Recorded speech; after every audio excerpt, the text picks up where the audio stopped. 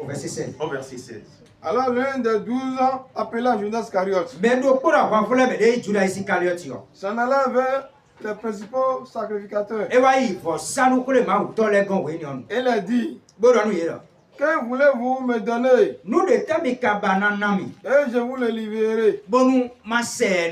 Et il s'accordait avec lui pour 30 pièces d'argent.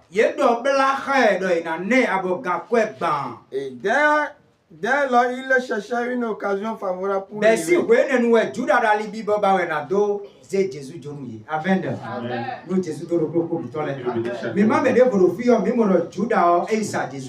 Ici encore nous pouvons voir que Judas est allé vendre le Seigneur.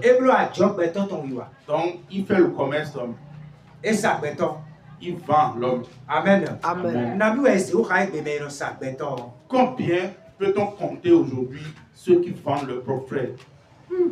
Amen. Amen. Combien peut-on compter aujourd'hui le nombre de gens qui vendent leur propre corps? Combien peut-on compter aujourd'hui ceux qui vendent leur propre enfant? Nous pouvons voir ici le vol est dans la vie de Judas.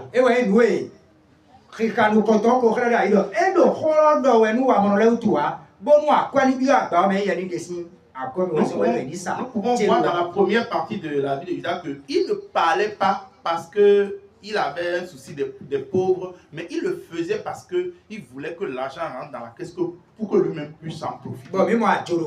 Et nous voyons le vol dans sa vie.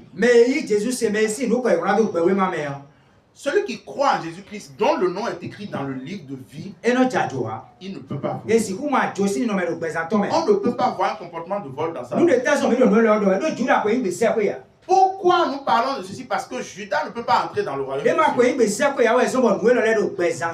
Parce qu'il ne veut pas entrer dans le royaume des cieux, c'est pourquoi ces choses-là préoccupent sa vie. C'est pourquoi nous expliquons clairement ici que celui qui veut entrer dans le royaume des cieux ne peut pas avoir de ces comportements, de ces habitudes dans sa vie. Parce que quand cette personne quand quelqu'un a la convoitise, quand une personne a la convoitise, il peut vendre son propre frère. Parce qu'il peut se vendre lui-même. C'est pourquoi nous pouvons déjà dire que beaucoup de gens ont vendu. Ils se sont eux-mêmes vendus et ont vendu leurs âmes à cause de l'argent.